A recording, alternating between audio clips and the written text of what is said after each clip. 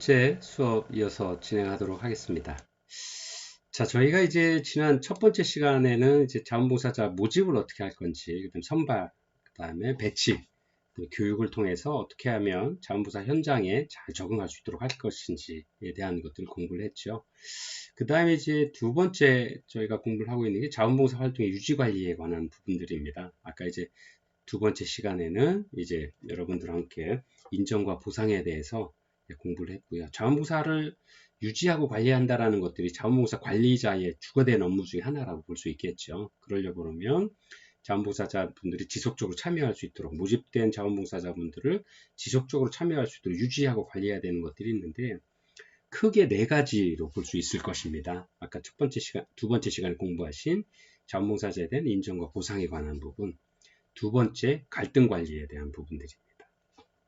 갈등 관리라고 하는 것은 그 자원봉사자와 자원봉사자 또 아니면 자원봉사자와 기관 아니면 자원봉사자와 자원봉사 관리자의 사이에 아니면 자원봉사자와 자원봉사 대상자 사이에 갈등도 생길 수가 있게 되는 거죠. 자, 그 다음에 네 번째가 이제 현장에서의 아니면 그 활동 현장에서의 위험한 부분들, 리스크 관리, 위험 관리에 관한 부분들입니다.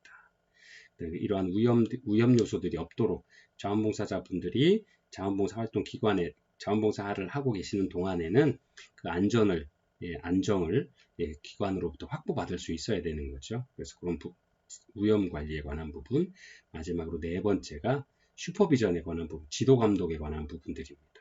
그래서 그 교육 받은 대로 또 당초의 모습대로 서비스 대상자에게 아니면 자원봉사 프로그램에 적절하게 참여하고 있는지 또 필요한 교육을 받아서 적정한 행동들이나 어떤 서비스에 진행이 되고 있는지 효율성이나 효과성을 가지고 활동에 임하고 있는지를 지속적으로 관리자에게 지도 감독을 받을 수 있어야 되는 거죠. 그래서 이런 것들을 통해서 자원봉사자분들이 본래의 자원봉사자의 참여한 의지의 뜻을 잘 이루어내고 자원봉사 참여의 효과성을 좀 잘 얻어내고 또 지속적으로 자원봉사 활동에 참여할 수 있도록 또 기관에 대해서 적극적으로 이해하고 홍보와 도움이 될 수 있도록 하는 방법들을 관리하는 방법이 바로 이렇게 네 가지다라고 설명을 할 수 있습니다. 그래서 아까 둘째 시간에 이제 인정과 보상에 대해서 설명을 드렸고요. 지금 세 번째 시간에는 갈등 관리에 대해서 좀 공부를 해보도록 하겠습니다. 여러분들 갈등이라고 하는 게 뭐죠? 학문적으로 통일된 어떤 정의는 없습니다만 어쨌든 이제 쉽게 한마디로 이야기를 한다라면 상호간에 만나고 있는 어떤 누군가, 나와 상대하고 있는 어떤 누군가, 아니면 기관이면 기관간, 아까 말씀드린 대로 자원봉사자이면 자원봉사자끼리, 아니면 자원봉사자와 자원봉사자 관리자의 사이에, 아니면 자원봉사자와 기관과의 사이에, 이러한 여러 가지 관계에 있어서의 의견의 불일치라고 설명을 드릴 수 있을 것 같습니다. 물론 그 과정에 내가 하고자 하는 일이나 가치나 목표나 인지 등이나 아니면 서로 다른 어떤 처지나 환경 이런 것들 때문에 발생할 수 있게 되는데 어쨌든 그러한 여러 가지 환경 속에서의 의견의 불일치가 바로 갈등이라고 할 수 있는 거죠. 그래서 이 갈등이라고 하는 것이 여러 가지로 설명을 하고 있습니다만 요새 세 가지 관점이 주로 된 게 이런 것들이 있습니다. 갈등에 대한 로렌스의 어떤 연구를 좀 보면 첫 번째가 전통적인 관점, 그 다음에 두 번째가 인간관계적인 관점, 또 세 번째가 상호작용적인 관점으로 봅니다. 그래서 어떤 그 관점에 따라서 갈등은 나쁜 것이고 피할 수 있는 것이다 라고 이해를 합니다. 전통적인 관점에서는 접근 방법은 갈등을 좀 제거하려고 하는 방법으로 접근을 하죠. 또 인간적인 관계에 있어서는 사람은 의견이 불일치가 될 수 있는 거고 또 처지나 환경이나 어떤 주어진 상황에 따라서 갈등은 생길 수밖에 없다. 그래서 아주 굉장히 자연스러운 거고 피할 수 없는 것이기 때문에 갈등을 좀 수용하는 쪽으로 해결하는 방법을 좀 찾으려고 하고 있는 게 바로 인간관계적인 관점에서의 시각이고요. 상호작용적인 관점에 있어서는 갈등은 긍정적인 것이고 변혁의 본질이다라고 이야기를 하고 있죠. 인간관계나 어떠한 상호관계 속에서든 갈등은 안 생길 수가 없다. 어차피 있는 거다. 그렇기 때문에 그것은 서로를 이해하고 서로 발전하기 위한 과정에서의 의견의 불일치이므로 그런 것들은 또 다른 어떤 새로운 어떤 발전의 원동력이다라고 이야기를 합니다. 그래서 상호작용적인 관점에서는 갈등을 좀 필요하면 만들어내기도 하죠. 그래서 그런 갈등을 슬기롭게 극복해냄으로써 좀 더 나은 관계를 만들어 나가고 좀 더 변화된 관계를 만들어 나가도록 하는 이런 어떤 관점에서의 세 가지 관점들을 가지고 있습니다. 갈등에 대한 관점이요. 자, 갈등의 원인이 어디에 있을까요? 보통 이제 갈등에 대한 원인을 보면 첫 번째가 상호 의존성이다라고 이야기를 합니다. 근데 상호 의존성이라고 하는 건 두 개의 단위가 그들 각자의 과업 성과를 위해서 협조하거나 또 정보 교환 등의 기타 조정적인 활동 때문에 상대방에게 의존하는 정도를 이야기를 합니다. 그래서 이러한 상호 의존성이 공동 협력을 위한 유인을 제공하기도 하지만 동시에 집단 간의 갈등의 원인이 되기도 합니다. 두 번째가 제한된 자원입니다. 목표 달성에 어떠한 자원이나 또는 어떤 수단을 동원할 것인가, 또 제한된 자원을 누가 차지하고 활용할 것인가, 또 행동 주체 간의 의견이 일치되지 않거나 또 아니면 경쟁이 생기게 되거나 제한된 자원에 의한 경쟁이 생기게 되면 이때 이제 갈등이 생기게 되는 거죠. 또 세 번째는 목표의 차이입니다.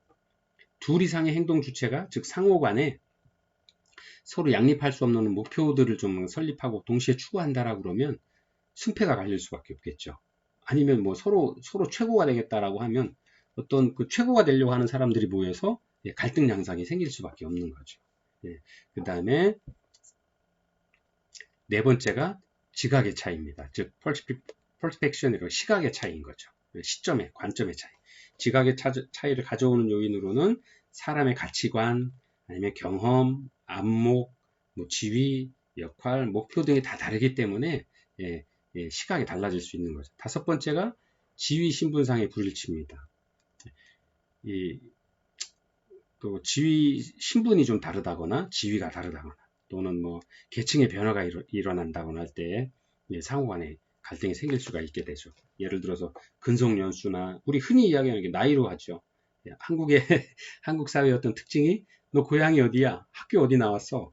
올해 나이가 몇이야? 뭐 이런 거 다 물어보죠. 근데 뭐 이런 것들, 그 다음에 급여 수준 등이나 뭐 이런 것들을 보면 그런 지위나 신분상의 불일치 뭐 이런 것들 때문에 갈등이 생길 수밖에 없게 되는 거죠. 그 다음에 여섯 번째가 조직의 분화입니다. 플라스틱 회사, 뭐 컨테이너 회사, 뭐 식료품 회사 등 많은 연구에서의 조직이 자꾸 이렇게 갈라지게 되면 또 업무가 많아지게 되거나 아니면 그 기관에 근속하는 어떤 직원들이 많아지거나 하면 각 조직별로 뭐 예를 들어 행정을 하시는 분, 뭐 프로그램을 담당하시는 분, 서비스를 대상자들을 뭐 관리하시는 분들, 뭐 이렇게 하고 있는 일들에 따른 조직에 의해서 조직 간의 어떤 목적들이 다르기 때문에 아니면 방향성이 다르기 때문에 그 방향을 추진하다 보면 갈등이 생길 수밖에, 의견의 불일치가 생길 수밖에 없는 거죠. 예를 들어서 이런 겁니다. 우리 국가에서도 봐도 돈이 많으면 좋겠죠. 근데 재정적인 부담은 늘 생길 수밖에 없는 거죠. 욕구는 많고 사용하고자 하는 자원들은 제한되어 있기 때문에 이 자원들을 각 조직마다 아니면 해당되는 사람들마다 최대한 활용해서 서비스를 충분히 드리고 싶은데 자원이 제한되어 있다 보니까 그런 조직마다의 어떤 목적을 달성하기 위한 서로의 어떤 경쟁들을 하게 되거나 어떤 갈등들이 일어날 수밖에 없게 되는 거죠. 그래서 그런 것들이 조직의 분화에 있어서도 갈등의 원인으로 갈등의 원인이 되더라 하는 거고요. 일곱 번째가 의사소통의 왜곡입니다. 정보가 다르기 때문에 또 이러한 그 위아래로 정보가 이렇게 아니면 어떤 업무의 흐름들이 진행되는 과정에 있어서 왜곡되기 때문에 그런 것들이 좀 모호해지거나 아니면 왜곡되는 과정에서 갈등이 생기기도 합니다. 또 여덟 번째는 전문가에 대한 수요 증가입니다. 오늘날 이제 뭐 참모들 아니면 전문가 집단들 뭐 이런 여러 가지들 또 이런 것들이 자기의 위치에 따라서 어떤 분야의 전문가인지 아니면 어떤 업무의 전문가로서 리더로서의 인장인지 아니면 참모로서의 역할인지 아니면 개원으로서의 역할인지 이런 거에 따라서 어떤 그런 어떤 수요가 증가됨에 따라서 그런 역할에 따라서 갈등이 생기는 원인으로 많이 지목되고 있습니다. 그래서 이러한 그 갈등들이 다양하게 생길 수 있다라는 것. 잠깐만요. 죄송합니다. 누가 잠깐 예, 죄송합니다. 그래서 그러한 어떤 그 다양한 갈등의 원인들이 생길 수 있다라는 것. 그 다음에 사회가 발전되고 기관의 어떤 활동이 다양해지면 질수록 그런 갈등들은 또 계속 많이 생겨날 수 있을 거라고 보여집니다. 의견의 불일치는 항상 있을 수 있다라는 것이고요. 그러기 위해서 그러한 어떤 그 갈등들을 어떻게 잘 관리해 나갈 거냐 하는 것들이 아주 중요한 어떤 그 유지관리자의 자원봉사 관리자의 역할이라고 설명을 드릴 수 있는 거죠. 또 이제 자원봉사 내에서의 조직 자원봉사 조직 내의 어떤 갈등 유형들을 좀 보겠습니다. 그래서 아까 말씀드린 것처럼 자원봉사자와 직원 간의 갈등, 뭐 이런 것들 자원봉사자 직원들이 갈등을 느낄 수도 있는 거겠죠. 그래서 예를 들어서 자원봉사자가 느끼는 갈등은 뭐 직원들의 권위적인 태도와 방관하는 모습들에서, 그리고 자원봉사 수행기관 및 시설에서 종부리듯이 자원봉사자들을 어떻게 처우를 한다라고 할 경우에 갈등들이 생길 수 있겠죠. 또 이와는 반대로 직원들이 느끼는 갈등의 예도 있습니다. 뭐 약속 일자에 사정상 불참한다라거나 아니면 개인 사정으로 뭐 자원봉사자가 오기로 한 날 안 오신다거나 아니면 뭐 처음 시작과 달리 의욕을 상실한 상태로 뭐 곧 그만두어서 이 프로그램들을 진행을 해나가기 굉장히 어렵게 된다거나 또는 뭐 너무 과분한 자원봉사자의 관리 요구가 있다라는 이런 경우들에 있어서 자원봉사자와 직원과의 갈등 상황이 생길 수가 있는 거죠. 두 번째가 자원봉사자와 서비스 대상자 간의 갈등이 생길 수도 있습니다. 뭐 자원봉사자가 일정 시간에 자원봉사 대상자를 만나기로 했는데 그 시간 약속을 어긴다거나 아니면 시간 약속은 뭐 자기 마음대로 뭐 1시간 하기로 했던 거를 뭐 잠깐 시간 개인 사정이 있다라고 잠깐 하고 또 나간다거나 뭐 이런 것들 또 대상자가 갖고 있는 문제에 대한 올바른 이해가 없이 일방적으로 해석하고 행동하는 편견이거나 차별적인 행위를 하는 이런 경우들이 서로 자원봉사자와 대상자 간에도 갈등이 생길 수 있는 요인이 될 수가 있겠죠. 그 다음에 자원봉사자를 마치 자원봉사 대상자께서 뭐 종부리듯이 뭐 이런 식으로 한다라고 할 경우에도 갈등이 생기는 거죠. 또 동료 자원봉사자 간에도 갈등이 생길 수가 있습니다. 뭐 자원봉사 프로그램 준비와 실시에 따라서 자원봉사자분들 간의 의견이 다를 수도 있고요. 또 정당한 인정과 보상이 이루어지지 않을 때, 또 자원봉사자 간에 서로 간의 관계가 껄끄러울 때, 뭐 이런 경우들이 여러 가지 상황에서 자원봉사 조직 내에서의 갈등이 생길 수 있을 거다라고 보여질 수 있습니다. 그 다음에 자원봉사자와 가족 또는 친척들 간에도 여러 가지 이런 갈등들이 생길 수가 있겠죠. 그래서 이런 자원봉사자분들에 대한 갈등 관리 전략들이 필요하다. 자원봉사 관리자들은 이런 여러 가지 상황에서 갈등이 생길 수 있고 이러한 갈등을 좀 어떻게 관리하는 게 좋겠느냐 하는 것입니다. 그래서 그 관리 전략으로는 첫 번째가 회피의 방법도 있습니다. 회피의 방법이 뭐 꼭 좋은 방법은 아닌데요. 단지 이 회피라고 하는 것은 갈등으로부터 물러서거나 참는 것을 말합니다.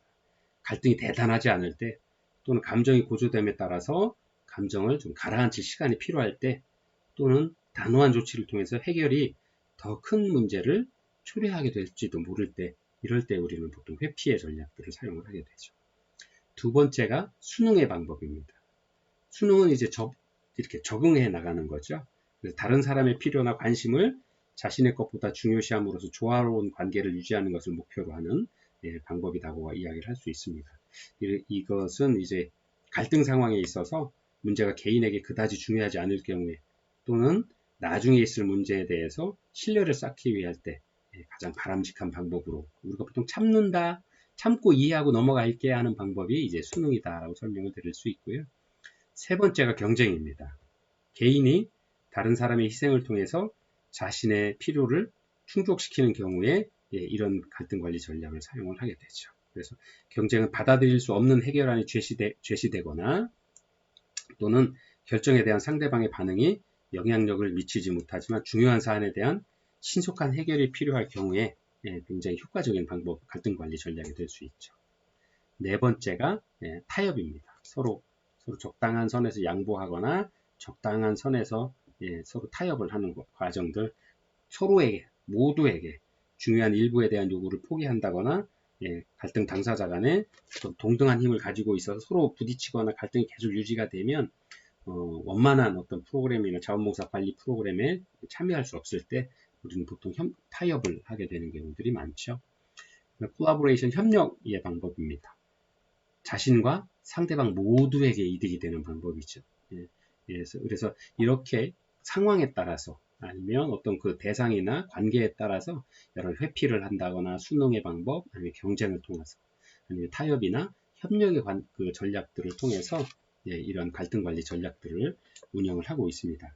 그래서 그 많은 학자들이 갈등을 해결하기 위해서는 우선적으로 상대방의 좀 의도를 아니면 상대방의 환경이나 처한 그 상황들을 좀 이해하는 것들이 좀 필요하다라고 합니다. 그래서 상대방의 갈등을 야기시키는 의도가 무엇인지, 그리고 그러한 방법들은 어떠한 그런 것들을 충분히 이해할 수 있어야만 어떠한 갈등 관리 전략을 사용할 수 있을지에 대해서 좀 미리 알 수 있을 거다라고 하고 있습니다.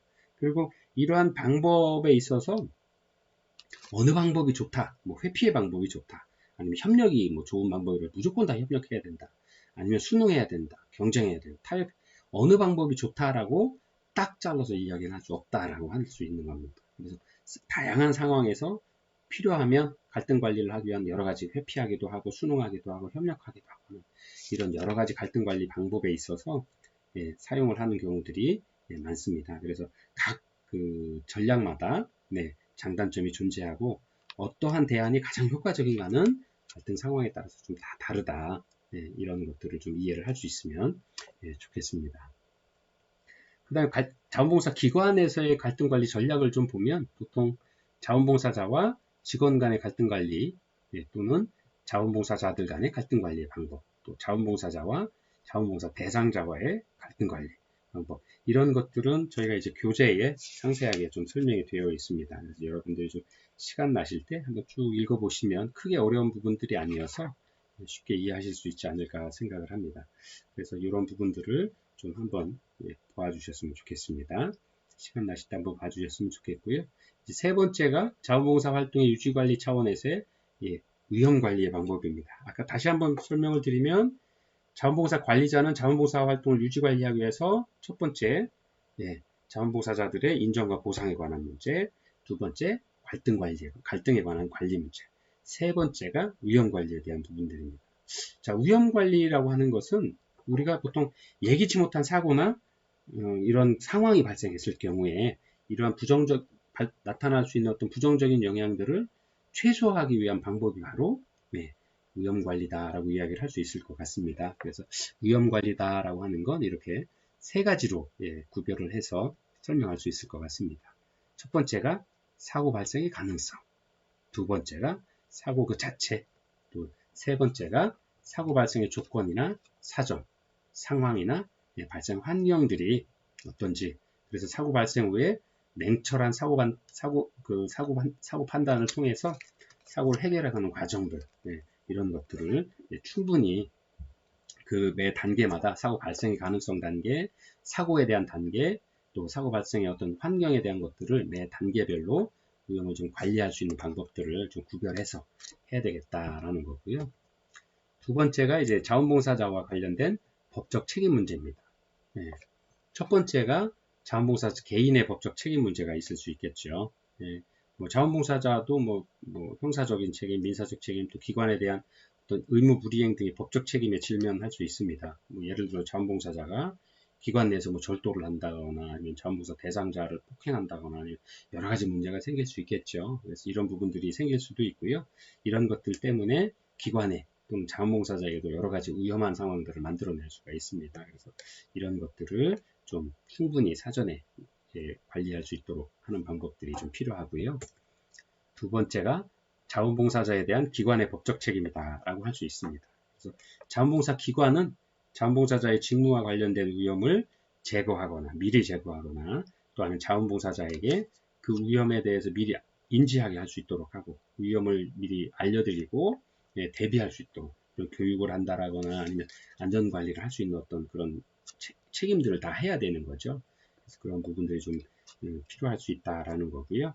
그래서 세 번째는 자원봉사자의 행동으로 인한 예, 기관의 법적 책임이다라고 할 수 있습니다. 즉 우리 기관에 자원봉사를 참여하셨던 분이 어떤 여러 가지 행동으로 인해서 예, 어떤 법적 책임을 질 일도 생길 수가 있을 것 같습니다. 그래서 자원봉사자가 의무 범위 내에서 네, 타인에게 피해를 입혔다거나 아니면 그래서 그러한 상황에서 기관이 법적 책임을 져야 될 때 자원봉사자가 명백히 직무 범위 밖에서 잘못 뭐 절도를 한다거나 뭐 아니면 폭행을 가한다거나 뭐 아동 학대를 우리 서비스 대상자에게 어떤 잘 하라고 교육받았음에도 불구하고 나가서 뭐 이런 여러 가지 아동 학대를 한다거나 하는 어떤 불합리한 일들을 했을 경우에 그 잘못이 기관에서 부주의하게 교육을 했다라거나 아니면 관리 감독을 잘못했다라고 이런 그 추정이 되는 경우에 예, 어떤 법적 책임에 대한 어떤 법적 책임에서 자유로울 수 없을 수도 있겠죠. 그래서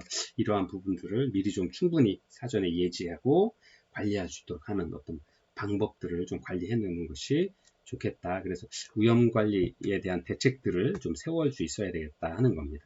그래서 첫 번째 위험 관리에 대한 대책은 위험에 대비하는 감독 절차를 좀 만들어 놓을 필요가 있겠다. 그 다음에 자원봉사 자신들에게 어떤 재점검을 할 수 있는 어떤 시간들을 또 그런 교육들을 좀 해나가야 되겠다. 그 다음에 자원봉사 활동 시에 일어나는 사고에 대해서 자원봉사의 어떤 법적 그 준비들을 좀 미리 하고 신속히 대처할 수 있겠다. 즉, 뭐 담당 변호사를 지정한다거나 선임을 해서 그런 상황이 생겼을 때 신속하게 좀 대응할 수 있는 어떤 그런 방법들을 좀 만들어 놔야 되겠다 하는 부분들입니다. 그래서 이런 여러 가지 관리 방법을 좀 통해서 준비를 해야 되고요. 여러분들 교재 231페이지를 보시면 위험 관리를 위한 점검 질문들 뭐 이런 것들이 간단하게 나와 있습니다. 그래서 이런 것들을 좀 한번 읽어보셔도 쉽게 이해되시지 않을까 생각을 합니다. 자, 네 번째가 관리 감독의 자원봉사자 활동 유지 관리에 있어서의 슈퍼비전입니다. 슈퍼비전은 이제 한국말로 굳이 표현을 하자면 지도 감독하는 거죠. 그래서 여러분들이 이제 그 2학년이 되시면 현장 실습을 하시게 될 거고요. 현장 실습을 자원봉사자 사회복지사로서 예비 사회복지사로서 현장 실습을 하시게 되면 그 현장 실습을 나갔을 때 관리해주고 감독해줄 수 있는 지도 감독해줄 수 있는 분을 우리가 보통 슈퍼바이저라고 이렇게 부릅니다. 즉 내가 하고 있는 업무를 잘 관리해 주시고 지도 감독이라고 하는 건 그냥 단순히 잘잘못을 가리는 것이 아니라 어떠한 일들을 하고 계실 때 그것이 올바른 방향으로 하고 계신 건지 그 다음에 부족하다라 그러면 그 부족한 게 무엇인지를 알려드려서 올바른 방향으로 올바른 실천으로 이어질 수 있도록 하는 것이 바로 슈퍼비전 그 다음 지도 감독이다라고 이렇게 이야기를 할 수 있을 것 같습니다. 그래서 필요한 경우에 슈퍼비전이라고 하는 것은 슈퍼바이지 즉 자원봉사자와 그 다음에 자원봉사자 관리자가 슈퍼바이저라고 할 수 있는데 이렇게 상호작용을 하는 것을 바로 슈퍼비전이다라고 할 수 있습니다. 그래서 협동적이고 민주적이고 참여적이고 또 서로 라포 형성된 상호 믿음의 관계를 가지고 이런 관계들이 이루어져야 되는데 이런 것들을 바로 우리는 슈퍼비전이다라고 이야기를 하고 있죠. 그래서 슈퍼비전의 원칙은 첫 번째 공식화입니다. 가장 중요한 원칙입니다. 모든 일들은 룰을 통해서 공식적으로 슈퍼비전을 지도 감독을 주고받는 것. 그래서 그런 것들이 좀 필요하다라고 하는 거고요. 두 번째가 구조화되어 있어야 된다라고 하는 겁니다. 슈퍼비전을 제공하는 시간, 장소, 뭐 횟수, 그 지도 감독의 슈퍼비전의 제공 유형, 또 그 구조들이 아주 갖추어져 있어야 된다라는 거죠. 그래야 공식적으로 주어져야 구조화되어 있어야 교육을 받는 분들도 또 교육을 하는 분들도 담당하게 업무로서 공식적인 자세를 취할 수가 있고 공적인 자세를 취할 수가 있게 되는 거죠. 세 번째는 정규화 과정입니다. 정규화라고 하는 건 슈퍼비전을 기관의 정책으로 삼고 정식적인 업무로 인정한다라고 이야기를 할 수 있을 겁니다. 그다음 개별화의 원칙입니다. 개별화라고 하는 건 자원봉사자 각 개개인의 욕구나 개개인의 특성에 맞는 지도 감독을 해줘야 된다라고 하는 거죠. 그냥 그룹으로 할 수도 있고 개인으로 할 수도 있는데요. 그 어떤 그룹이라고 그러면 그룹이 하는 일, 개인이라고 하면 개인이 하는 일, 그 개인이 가지고 있는 아니면 집단이 가지고 있는 욕구나 성향, 그 상황에 맞춰서 개별적으로 따로따로 이렇게 슈퍼비전을 제공하는 것들을 개별화의 원칙이다라고 이렇게 얘기를 합니다. 맥락화, 맥락화의 원칙, 슈퍼비전을 제공할 때 한 가지의 단편적인 시각으로 하나의 행동을 잘잘못으로 보는 것이 아니라 이 하나의 행동이 전체적인 어떤 큰 흐름에서의 어떤 역할을 차지하는지. 그래서 단순하게 하나로 봤을 때는 잘못된 것일 수 있지만 전체 프로그램의 목적 내에서의 활동으로 보았을 때는 그렇지 않을 경우에는 그거를 슈퍼비전을 다르게 해줄 수 있는 거죠. 그래서 그런 것들을 바로 맥락화다라고 이야기를 합니다. 그래서 자원봉사 활동의 전체적인 어떤 흐름, 맥락 속에서 슈퍼비전을 좀 제공할 수 있어야 된다라는 거고요. 여섯 번째가 이제 성장 중심 원칙입니다. 슈퍼비전은 자원봉사자들을 혼내거나 아니면 슈퍼바이저를 혼내고자 하는 방법이 아니라 그분들을 함께 성장시키고 발전시키기 위한 방법으로 슈퍼비전을 해야 된다라는 거고요. 일곱 번째는 욕구 중심화돼야 된다고 하는 겁니다. 개별화와 뭐 같은 이야기고 또 맥락화와 같은 이야기일 텐데요. 클라이언트가 가지고 있는 자원봉사자가 가지고 있는 욕구가 무엇인지에 따라서 적절한 슈퍼비전을 좀 지도 감독을 제공해 줘야 된다라고 하는 거고요. 마지막으로 상호교류 중심화다라고 하는 겁니다. 즉 일방적으로 어떤 그 슈퍼비전을 제공하는 것이 아니라 클라이언트의 자원봉사자의 눈높이에 맞는 슈퍼바이저의 눈높이에 맞는 그 다음에 서로 신뢰할 수 있는 관계에서의 슈퍼비전을 좀 제공해 주는 것이 좋겠다. 그 다음에 둘 양방향으로 소통이 좀 가능해야 되겠다.